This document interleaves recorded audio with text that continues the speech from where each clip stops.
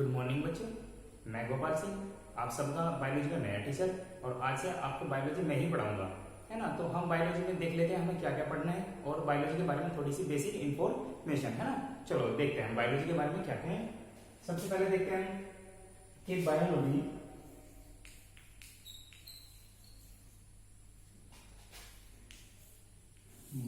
जैसे आप सभी को पता होगा कि बायोलॉजी, जैसे आप इस रनिंग टाइम में ना कोविड-19 चला है तो सरकार ने ना 30% जो कोर्स है वो सभी सब्जेक्ट कम कर दिया है। तो हमें बायोलॉजी में भी हमें कुछ चीजें छोड़ छोड़ के पढ़नी है। तो हम देखते हैं पहले बायोलॉजी स्टार्ट करने से पहले इसका पहला लेसन है रिप्रोडक्शन, जिसे हम कहेंगे जनन। और जनन को हम स्टार्ट करेंगे, लेकिन करने से पहले हम थोड़ा सा बायोलॉजी के बारे में जो बेसिक इन्फॉर्मेशन है वो जान लेते हैं, है ना, जो कि हर एक बायोलॉजी पढ़ने वाले बच्चे के लिए बहुत जरूरी होता है, ठीक है ना। तो हम देखते हैं कि सबसे सबसे पहले हमने लिखा है बायोलॉजी। बायोलॉजी जो शब्द है इसे ना हम दो भाग में तोड़ लेते हैं, एक तो होता है बायो और एक लॉजी, है ना। बायो मतलब होते हैं लिविंग,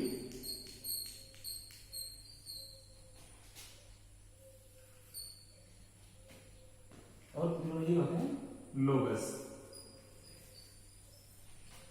अर्थात लिविंग होता है क्या, जीव,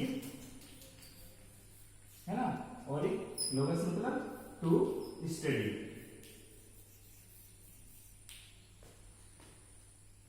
अर्थात बायोलॉजी या जीव विज्ञान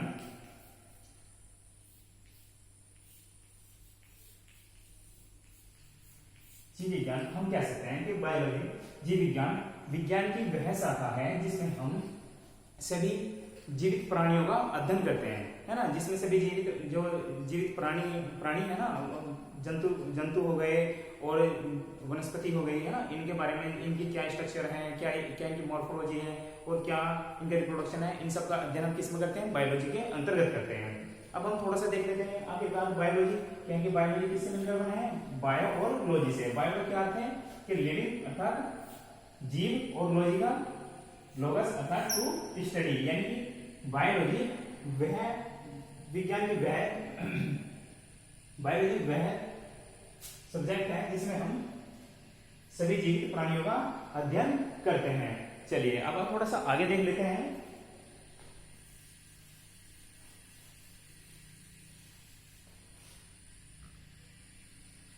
बायोलॉजी के हम दो भाग करते हैं, है ना। सबसे पहले बायोलॉजी पढ़ने से पहले कि हमें ये जान लेना बहुत जरूरी है कि बायोलॉजी के बारे में सबसे पहले इसकी थोड़ी सी हिस्ट्री जान लेते हैं। आखिरकार हिस्ट्री, इसका इतिहास क्या है ना। इतिहास बायोलॉजी का, तो हम इसमें देखते हैं कि बायोलॉजी के बारे में सबसे पहले वैज्ञानिक ट्रेवेरियस और लेमार्क ने इस बायोलॉजी के बारे में बताया, जिसे हम कहते हैं जीव विज्ञान, है ना। जीव विज्ञान में लेमार्क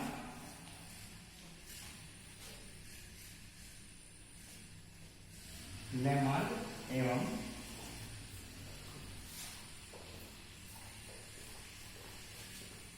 ट्रेवेरियस वैज्ञानिक ने सबसे पहले बायोलॉजी के बारे में बताया। लेकिन अब जो वैज्ञानिक की जो अवधारणाएं हैं उसे देखते हुए सबसे पहले इसके बाद में जो वैज्ञानिक रहे हैं अरस्तु, उन्होंने बायोलॉजी का सर्वमान्य तथ्य दिया। इसलिए हम देखते हैं कि जो हम कहेंगे कि बायोलॉजी का फादर ऑफ बायोलॉजी, तो हम किसे मानेंगे, अरस्तु को। फादर ऑफ बायोलॉजी किसे मानेंगे, अरस्तु को।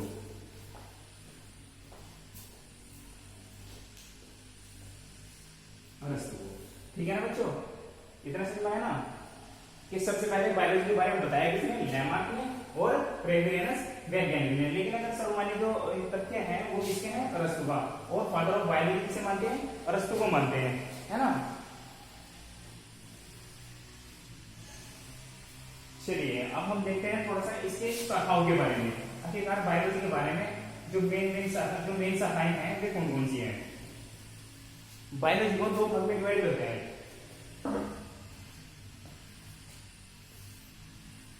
एक हो गई जंतु विज्ञान और दूसरा वनस्पति विज्ञान।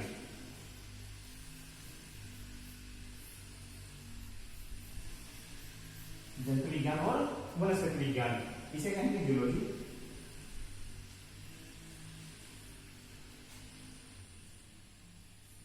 जूलॉजी और ये बॉटनी।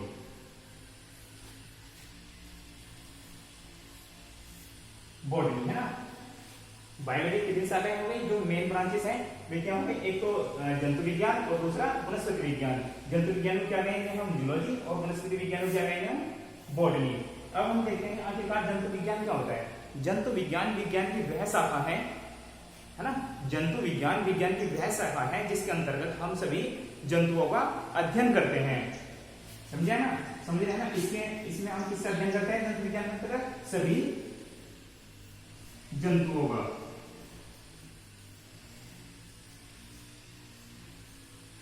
सभी जंतुओं का अध्ययन करते हैं। लेकिन अगर हम बात करें वनस्पति विज्ञान की, तो वनस्पति विज्ञान के अंतर्गत हम सभी वनस्पति के बारे में अध्ययन करते हैं। जितने भी हमारे पेड़ पौधे हैं, है ना, वनस्पति हैं, उन सभी का अध्ययन हम किसके अंतर्गत करते हैं, वनस्पति विज्ञान के अंतर्गत करते हैं।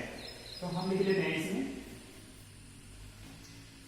स्टडी टू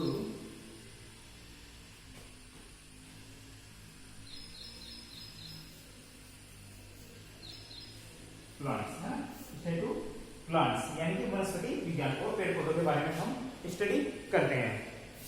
चलिए अब थोड़ा आगे देख लेते हैं।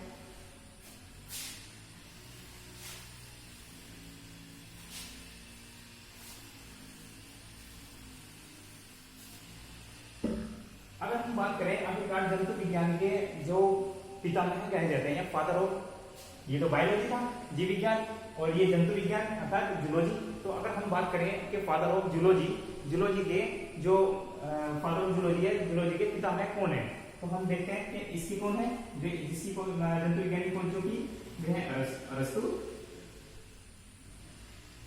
अरस्तु को ही जंतु विज्ञान का भी जनक माना जाता है। और वनस्पति विज्ञान के जनक किसको माना जाता है, ह्यूप्रेस्टस।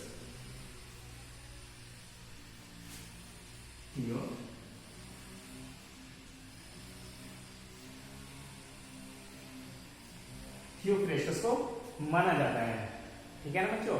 और एक आप सबके लिए बेसिक सा क्वेश्चन है कि आखिरकार आपने देखा होगा कि लैब में हम जूलॉजी की जो फाइल होती है, इससे सिर्फ हम बायोलॉजी की बात नहीं कर रहे, हम बात कर रहे हैं जूलॉजी की। अगर हम जूलॉजी की फाइल देखते हैं तो हम वो रेड कलर की बनाते हैं, है ना, समझ रहे हैं ना। रेड कलर की या रेड पेज की जो ऊपर जो कवर होता है वो रेड होता है। अगर हम वनस्पति विज्ञान के देखें तो वो ग्रीन कलर का होता है ना, हरा। तो इनमें मेन डिफरेंस क्या है, इनमें मेन डिफरेंस ये होता है कि जो जंतु है, जंतु विज्ञान जो है, इसकी फाइल कैसे बनती है, लाल कलर की। और उसमें क्योंकि जंतुओं के अंतर्गत ये माना गया है कि जंतुओं का जो अध्ययन करते हैं ना, इनका ब्लड कैसा होता है, रेड। तो उसी आधार पर हम जंतुओं की जो फाइल होती है जंतु विज्ञान में, वो कैसे बनाते हैं, रेड कलर की। और वनस्पति, जैसे कि आप सब समझ ही गए होंगे कि जो वनस्पति विज्ञान है इसमें अधिकतर क्या आते हैं, हरे पेड़ पौधे, अर्थात पौधों में क्या पाया जाता है, क्लोरोप्लास्ट, क्लोरोफिल, है ना। तो उसी कारण हम क्या बनाते हैं, हरी फाइल बॉटनी की बनाते हैं। चलिए अब आगे देखते हैं।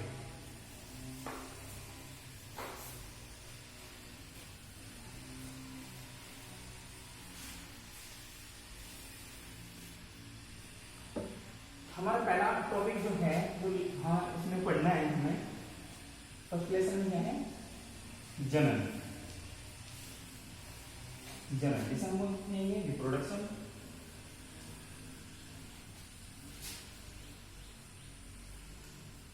रिप्रोडक्शन, जनन क्या है, लेसन फर्स्ट। जनन, जनन, जनन क्या है, जनन किसी भी जीव की, है ना, अपने जैसी संतान उत्पन्न करने को ही क्या कहते हैं, जनन कहते हैं। और वो हर एक जीव के अंदर असीम शक्ति होती है जिससे उनका वंश बना रहता है। जैसे एग्जाम्पल के तौर पे हम देखें कि आम का पेड़ पहले भी था और आज भी है, तो क्या वो जनन के कारण ही है ना, रिप्रोडक्शन के कारण। जैसे उसके जो वंशज थे वे पहले भी है और आज भी है। और आखिरकार जनन के आधार पर ही कोई जीव अपना जो वंश है उसे बनाए रखता है। ठीक है ना। अब जनन को हम देखते हैं, जनन रिप्रोडक्शन देख लेते हैं। जनन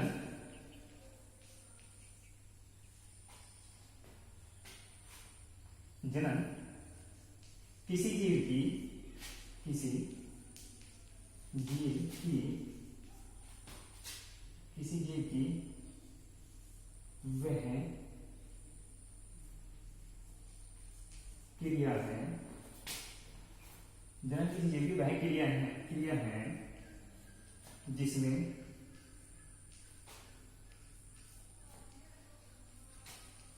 कोई भी जीव अपने जैसी संतान उत्पन्न करता है।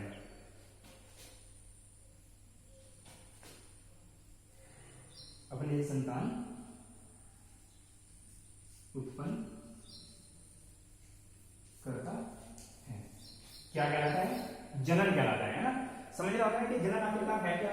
तो देख लेते हैं कि जनन जीवों की वह क्रिया है जिसमें कोई भी जीव अपने जैसी संतान उत्पन्न करता है और उसके अंदर जनन करने की असीम शक्ति होती है जिससे उनका वंश बना रहता है। ठीक है ना बच्चों? चलिए अब थोड़ा आगे देख लेते हैं।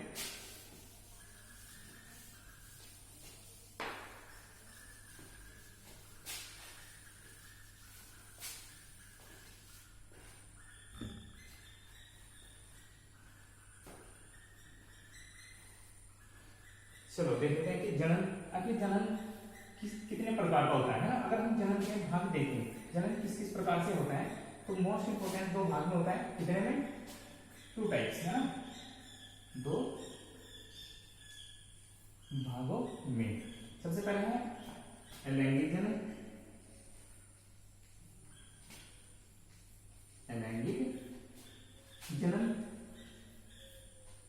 और सेकंड है लैंगिक जनन।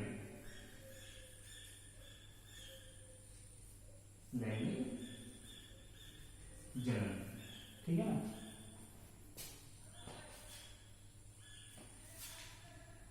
अलैंगिक जनन और लैंगिक जनन। अभी हमने जाना कि जनन क्या है। अब जनन के कितने पार्ट्स हो गए? 2 पार्ट्स, यानी कि एक अलैंगिक जनन और दूसरा लैंगिक जनन। अगर हम अलैंगिक जनन की बात करें तो सिर्फ अलैंगिक जनन में क्या होगा? अलैंगिक जनन में सिर्फ एक ही जनक होगा और उसी से क्या होगा कि उसी से नई संतान की उत्पत्ति होगी और जो कि वह अपने मातृ पोषा या मातृ जनक जैसे ही सेम हूबहू ऐसी ही होगी जिसे हम क्लोन भी कहेंगे। ठीक है ना। अब देख लेते हैं कैसा। ये देखिए कि अगर ये कोई जीव है ना,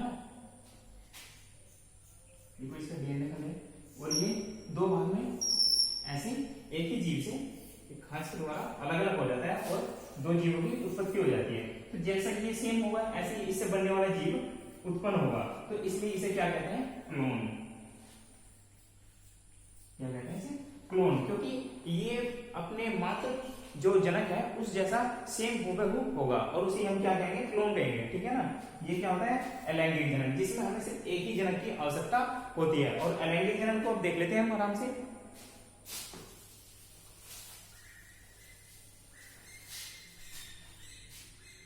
अलैंगिक जनन क्या है? अलैंगिक जनन में नर और मादा दोनों भाग अलग अलग होंगे, है ना। अलैंगिक जनन में नर और मादा भाग दोनों अलग अलग होंगे और नर से नर युग्मक और मादा से मादा युग्मक बनेगा और नर युग्मक और मादा युग्मक मिलकर ही किसका युग्मनज का निर्माण करते हैं, जिसे हम जाइगोट कहते हैं। और यहाँ पर क्रिया क्या कहलाती है? यह कहलाती है निषेचन। ठीक है ना। और निषेचन के बाद क्या बनते हैं? एम्ब्रियो, जिसे हम भ्रूण कहते हैं। उसके बाद नई संतान की उत्पत्ति हो जाती है। ठीक है। ठीक है, आप देखते हैं।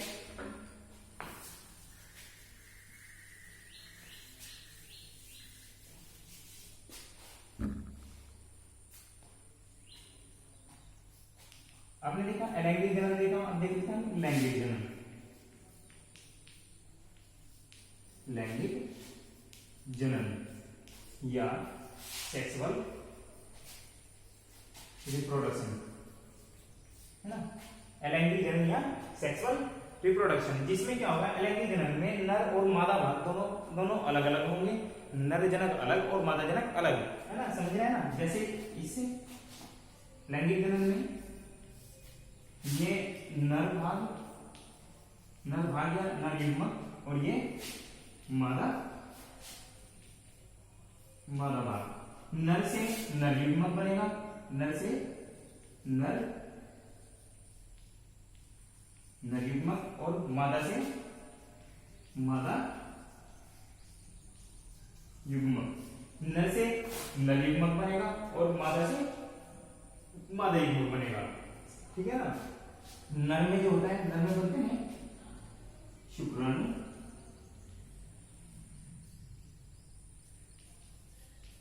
और मादा में